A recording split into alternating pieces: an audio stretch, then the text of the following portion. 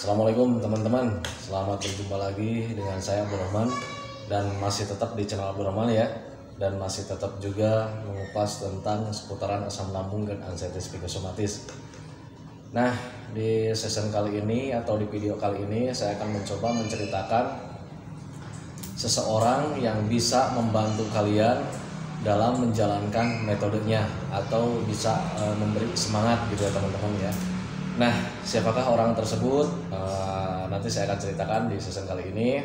Tonton saja videonya sampai selesai, jangan skip, biar kalian lebih memahami, biar kalian lebih mengerti, biar kalian itu mendapatkan pengertian yang lebih jelas ya, gitu teman-teman ya. Nah, sebelum videonya saya lanjutkan, dimohon seperti biasa ya, bagi teman-teman yang baru bergabung, dimohon videonya itu di subscribe dulu, karena untuk subscribe itu adalah hal yang sangat mudah sekali. Tidak memerlukan biaya, tidak memerlukan pendaftaran. Jadi subscribe itu adalah hal yang sangat gratis dan mudah dilakukan. Jadi teman-teman itu cukup memijit saja tulisan yang warna merah, tulisan subscribe. Biar kenapa? Jujur ya, biar video saya itu cepat berkembang dengan baik. Dan kalau seandainya video saya itu berkembang dengan baik, sudah barang tentu itu akan menambah semangat tersendiri buat saya untuk terus meng-share tentang seputaran asam lambung dan anxiety psikosomatis terhadap kalian gitu ya teman-teman ya. Dan jangan lupa juga ditekan juga tombol loncengnya sama tombol like-nya biar kalian itu dapat notifikasi atau pemberitahuan video saya yang terbaru. Karena saya itu akan terus meng-share tentang seputaran asam lambung dan anxiety psikosomatis terhadap kalian dengan tujuan semoga saja videonya itu menjadi wasilah atau jalan keluar bagi kalian yang sedang mengalami gangguan asam lambung dan anxiety psikosomatis hingga membaik, apalagi sampai sembuh total. Amin ya rabbal alamin. Ya minimal bisa memberikan motivasi lah, atau lebih minimalnya lagi hanya sekedar bisa menemani kalian sekarang yang sedang gundah gulana karena gangguan asam lambung dan anxiety psikosomatis. Nah itu teman-teman ya. Dan saya juga tidak bosan-bosan ya mengingatkan kepada teman-teman, bagi teman-teman yang sekarang sedang menjalankan metode penyembuhannya, sedang menjalankan cara penyembuhannya, sedang melakukan proses penyembuhannya, sudah melakukan banyak ikhtiar, menjalankan berbagai ikhtiar. Saya titip juga sama teman-teman ya, tolong kalian juga harus mencari ridho Allah ya teman-teman ya. Karena kalian harus tahu, kalian harus yakin bahwa semuanya itu atas kehendak Allah gitu ya teman-teman ya. Sehatnya kita kehendak Allah, sakitnya kita itu kehendak Allah, jadi semuanya atas kehendak Allah. Dan bayangkan saja kalau misalkan kalian sekarang mengalami gangguan asam lambung dan anxiety psikosomatis, kemudian sudah menjalankan metodenya atau cara-caranya atau ikhtiarnya, kemudian kalian juga mencari ridho Allah dengan menjalankan segala perintahnya, kemudian menjalankan selalu melakukan kebaikan terhadap orang lain, pasti Allah akan mencintai kalian ya teman-teman ya. Dan bayangkan saja kalau misalnya Allah mencintai kalian, Allah menyayangi kalian, sudah barang tentu kalian berdoa minta kesembuhan, itu niscaya Allah akan menyembuhkannya gitu ya teman-teman ya. Karena Allah telah berjanji siapapun yang menjalankan perintah Allah kemudian menjalankan kebaikannya, itu Allah sudah pasti akan menyayanginya. Nah itu teman-teman ya. Nah, kembali lagi ke topik utama teman-teman. Siapa sih orang yang bisa membantu dalam proses pemulihan kita gitu teman-teman ya. Nah, teman tersebut, orang tersebut adalah seorang teman-teman ya, gitu ya. Jadi orang yang bisa membantu kalian dalam proses penyembuhan itu adalah seorang teman-teman ya. Nah, siapakah teman tersebut? Teman tersebut itu bisa dari keluarga, atau bisa sanak saudara, atau bisa tetangga kita. Yang jelas dia itu yang sudah mengerti tentang keadaan kita, kemudian selalu memandu ya, selalu memandu, membantu gitu ya teman-teman ya. Nah itu teman-teman ya. Nah cara mendapatkan temannya itu yang susah. Cara mendapatkan teman yang mengerti tentang keadaan kita lah yang susah. Nah itu teman-teman ya. Kenapa susah? Kadang teman yang sudah dekat pun kalau misalkan melihat kondisi kita gitu teman-teman ya, itu selalu menjauh, bahkan selalu menyepelekan teman-teman ya.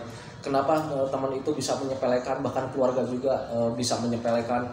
Karena kita itu dilihatnya secara fisiknya itu kita itu sehat walafiat teman-teman ya. Itu yang saya rasakan dulu ya. Ketika dari ujung rambut sampai ujung kaki dilihat itu sehat. Makanya ketika kita sering mengeluh, sering mengadu tentang hal-hal yang lain, itu mereka pasti akan mencemoohkan dan mereka akan bilang, wah itu mengada-ada katanya, kamu itu sehat katanya gitu. Memang sehat teman-teman ya, tetapi yang dirasa di dalam dada, di dalam perasaan itu walah sungguh dahsyat ya. Nah itu teman-teman ya.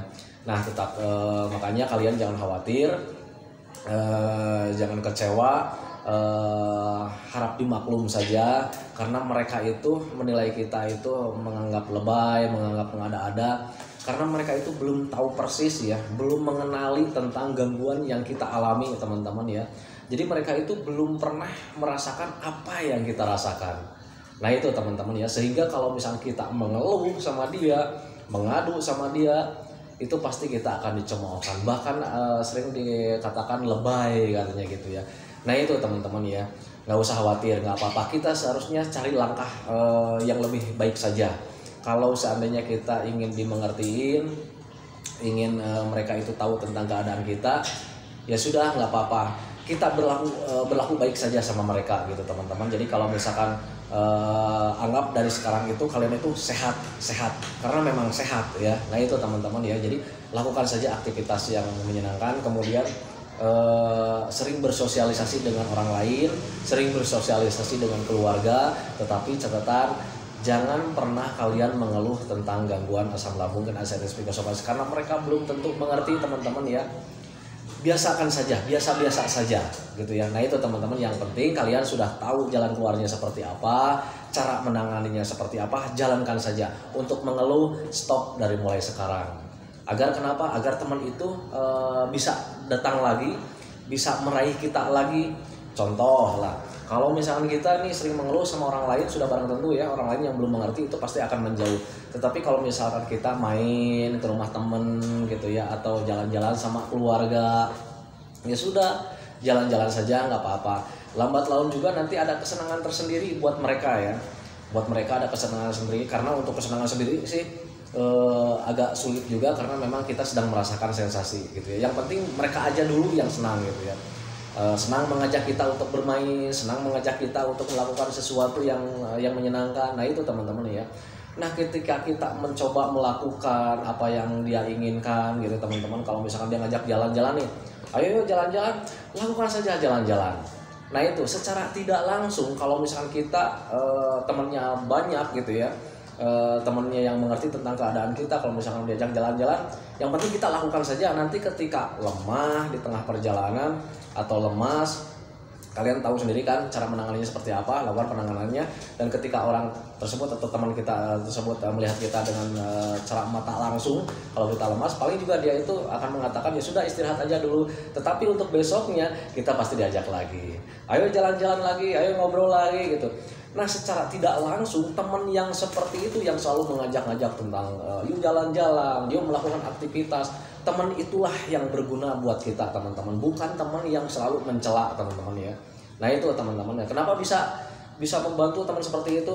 Secara tidak langsung kita juga selalu melakukan kegiatan bersama mereka teman-teman ya. Kalau misalnya teman-teman kita itu orang tersebut jalan-jalan gitu yang mengajak kita, kemudian saya juga ikut jalan-jalan, akhirnya secara tidak langsung pikiran kita juga tidak berpikir tentang ke arah penyakit teman-teman ya, tidak berpikir tentang ke arah sensasi.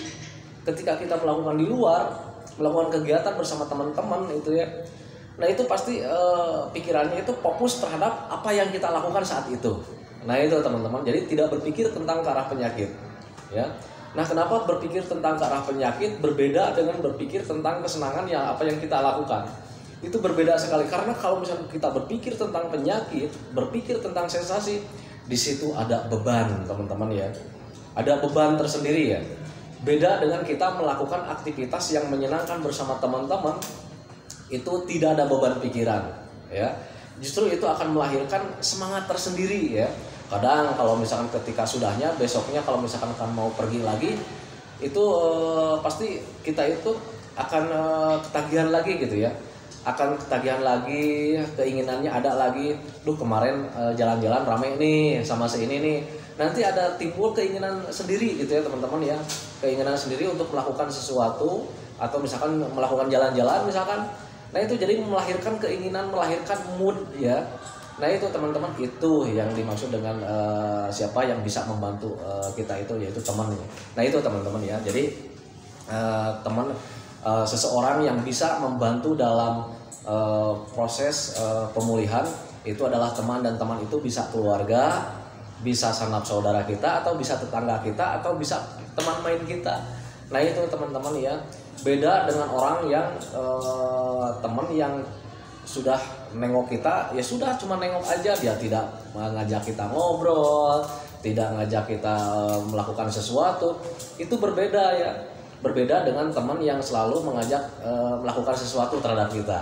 Yo jalan-jalan katanya gitu ya, untuk biar tambah sehat. Nah justru itu yang diikutin teman-teman ya. Karena apa? Karena selain daripada kitanya seneng nantinya ya, ada perasaan senang, kemudian aliran darahnya juga bisa lancar teman-teman karena jalan-jalan tersebut ya.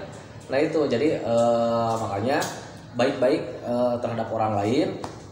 Jangan kalian murung, berdiam diri di rumah, menghindari orang lain, apalagi sekarang yang sedang fobia sosial ya. Karena orang yang terkena gangguan asam lambung dan anxietas psikosomatis biasanya suka ada fobia sosial. Saya juga dulu waktu itu seperti itu ya teman-teman ya. Jadi ketika ada orang lalu lalang itu ya ogah untuk nyamperinnya gitu. Jadi kadang-kadang kalau ada teman ke rumah juga, saya suka malas menghadapinya. Nah itu teman-teman, jadi ada fobia sosial lah gitu ya. Nah beda ketika saya paksakan waktu itu jalan-jalan ke rumah teman, walaupun waktu itu di awal-awal ada perasaan tidak nyaman waktu itu, perasaan tidak enak waktu itu, tetapi saya paksakan waktu itu. Nah di awal-awal juga memang ketika sampai di rumah teman itu ada perasaan tidak nyaman, kemudian pengen cepat pulang ya. Dan waktu itu juga saya cepat-cepat pulang, tetapi keesokan harinya ada ketagihan ya, ketagihan untuk datang lagi. Dan apalagi seorang teman itu ngajak berbuat sesuatu sama kita ya. Dia jalan-jalan katanya, dia jalan-jalan. Nah itu ya, jadi kita di jalan ditemenin ya. Dan ketika jalan-jalan sama teman-teman itu ada kepuasan tersendiri, ada rasa nyaman tersendiri. Kenapa ada rasa nyaman? Kenapa ada rasa kepuasan tersendiri? Karena pada saat itu yang namanya pikiran tentang penyakit, pikiran tentang sensasi itu hilang sementara ya. Beda ketika sudah melakukan jalan-jalan, kemudian pulang ke rumah teringat lagi sama penyakit, aduh masya Allah. Nah itu teman-teman ya, makanya waktu itu saya juga mencoba mendekati lagi teman ya. Nah tetapi teman itu juga kadang suka kesal sama kita ya, suka kesal sama kita kalau seandainya kita itu mengeluh lagi teman-teman ya. Saya bilang lagi ke teman waktu ini pengalaman saya. Ketika itu juga saya mengeluh lagi sama teman. Saya bilang, waduh ini sensasinya begini lagi nih, saya nggak enak nih, perasaannya masih begini. Itu teman marah ya waktu itu. Udahlah katanya, jangan dipikirin masalah penyakit, katanya kamu itu tidak apa-apa katanya gitu ya. Kamu itu tidak apa-apa, itu pikiran saja katanya gitu ya. Lebih baik ayo jalan-jalan saja katanya gitu. Nah waktu itu di sisi lain saya memang marah ya sama teman saya, marah, dia itu tidak mengerti tentang keadaan kita.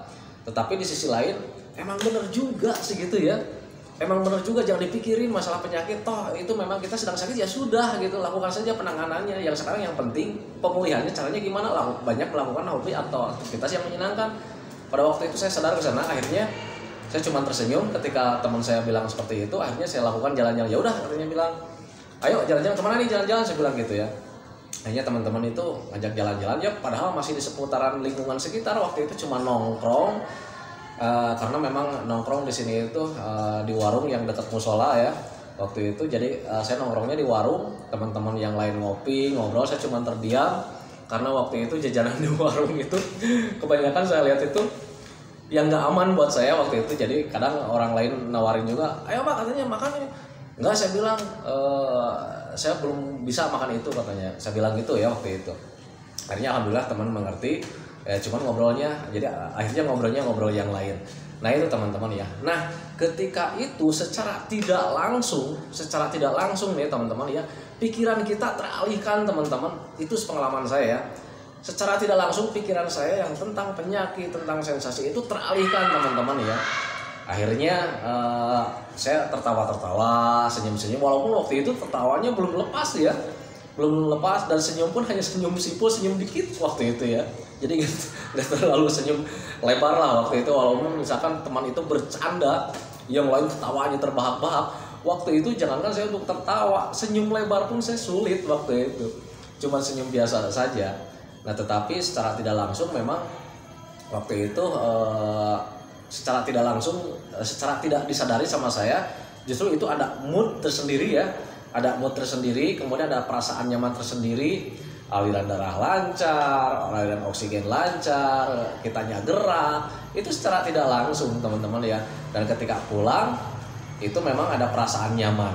Berbeda dengan ketika kita tidak punya teman ya, ketika kita masih fobia sosial gitu ya, jadi ketemu sama orang lain itu ogah, ketemu sama orang lain itu enggan. Berbeda ketika waktu itu ya, ketika seperti itu, jadi kita itu seringnya merasa-rasakan gitu ya teman-teman ya. Jadi kadang ada sensasi sedikit dirasa-rasakan, akhirnya menjadi besar gitu ya. Karena apa? Karena kitanya sedang sensitif. Nah itu teman-teman ya.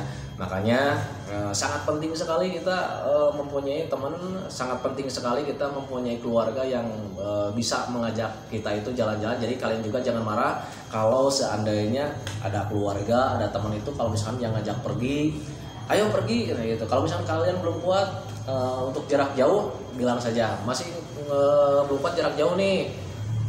Kalau mau deket-deket aja boleh jalan-jalan gitu ya. Kalau misalnya ya udah jalan-jalannya ke sini, ikutin saja, nggak apa-apa. Catatan kalian tidak akan apa-apa. Kalau kalian misalnya keluar rumah dengan teman tersebut atau dengan keluarga tersebut, kalian tidak akan apa-apa. Jangan kalian berpikir, waduh nanti jangan-jangan di jalannya begini, jangan-jangan nanti ketika jalan-jalan ada ini. Jangan pernah berpikir ke arah sana, ya.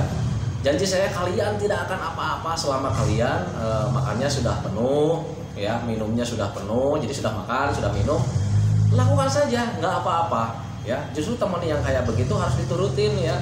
Ayo jalan-jalan, ayo melakukan hobi. Nah seperti itu teman-teman ya.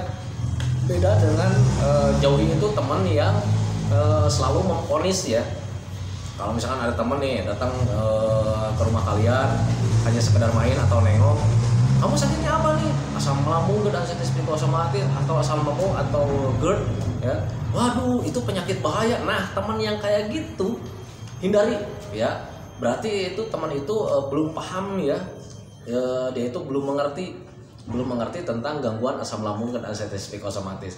Karena kenapa saya katakan dia itu belum paham, belum mengerti? Karena untuk asam lambung dan ansitis psikosomatis tidak berbahaya sama sekali. Nah itu teman-teman ya, tidak berbahaya sama sekali, hanya mengganggu saja, mengganggu terhadap kualitas hidup kita yang kurang produktif, menjadi kurang produktif teman-teman ya. Yang dulunya kita produktif ya, banyak bekerja gitu ya, banyak melakukan aktivitas yang menyenangkan atau melakukan aktivitas yang bermanfaat sama orang lain, buat orang lain gitu teman-teman ya. Nah berbeda ketika kalian sudah terkena gangguan asam lambung dan ansitis psikosomatis, kalian menjadi pendiam ya, pemurung, selalu merasa-rasakan, fobia sosial ya, jadi ogah ketemu sama orang lain, pengennya itu di rumah aja, seperti itu kan ya. Nah hal-hal seperti itu apakah bisa dikatakan produktif? Tidak teman-teman ya. Nah itu jadi asam lambung dan ansitis psikosomatis tidak berbahaya, hanya mengganggu saja sama kualitas hidup kita. Hidup kita itu menjadi kurang produktif teman-teman ya. Nah itu jadi kalau misalnya dikatakan berbahaya, apakah kalian sekarang masih hidup? Nah itu teman-teman ya. Makanya ya sudahlah, jangan pernah berpikir tentang bahaya, tentang penyakit apa gitu. Sudah, berhenti saja. Mau sampai kapan kalian berpikir seperti itu? Nah itu teman-teman ya. Jadi sekarang pilihan ada di kalian. Kalau kalian pengen cepat-cepat sembuh, pengen cepat-cepat pulih, ya sudah, jangan pernah berpikir tentang hal-hal yang lain. Jangan pernah berpikir tentang arah-arah yang berbahaya. Karena untuk gangguan ini tidak berbahaya.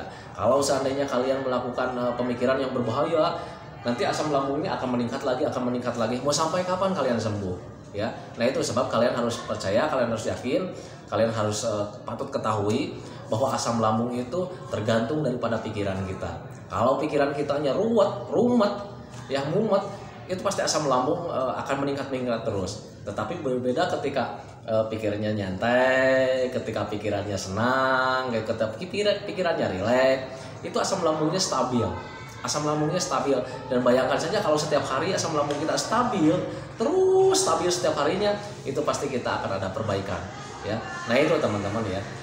Nah itu teman-teman, video dari saya tentang seputaran siapa yang bisa membantu kita dalam metode pemulihan atau melaksanakan pemulihannya, yaitu seorang teman itu bisa dari keluarga atau sanak saudara atau bisa tetangga kita atau bisa teman bermain kita. Yang jelas orang tersebut kalau misalkan positif, lakukan saja apa yang dia mau. Kalau misalkan ngajak jalan-jalan, lakukan saja. Kalau misalkan dia ngajak melakukan hobi yang menyenangkan, lakukan saja. Toh kita itu biar pemikirannya tidak ke arah tentang penyakit, tidak ke arah tentang sensasi. Nah itu teman-teman ya. Nah itulah video dari saya teman-teman. Semoga videonya bermanfaat. Nanti saya akan share lagi tentang seputaran asam lambung dan anestesi psikosomatis yang lainnya. Semoga saja kali itu sekarang itu menjadi lebih baik, menjadi tambah sehat. Apalagi yang sekarang mulai sehat, semoga saja kalian juga tambah sehat total gitu ya teman-teman ya. Tetapi dengan catatan, walaupun kalian sudah sehat total, ingat 3P-nya jangan dilanggar ya. Sebab asam lambung dan anestesi psikosomatis bisa kambuh kalau seandainya kalian melanggar 3P-nya. Pola makannya kalau misalnya berantakan lagi, pasti akan kambuh lagi. Kalau misalkan pola hidupnya berantakan lagi, pasti akan kambuh lagi. Kalau pola pikirnya berantakan lagi, pasti itu juga akan kambuh lagi. Nah itu teman-teman. Jadi untuk asam lambung ini, kalau misalkan kalian sudah sehat, jaga terus biar kalian itu bisa tetap sehat. Karena untuk sehat itu sangat mahal sekali. Nah itu teman-teman ya dari saya. Buat teman-teman yang baru bergabung, tolong yang masih lupa untuk subscribe, di-subscribe dulu videonya biar video saya itu cepat berkembang dengan baik. Amin ya rabbal alamin. Assalamualaikum warahmatullahi wabarakatuh.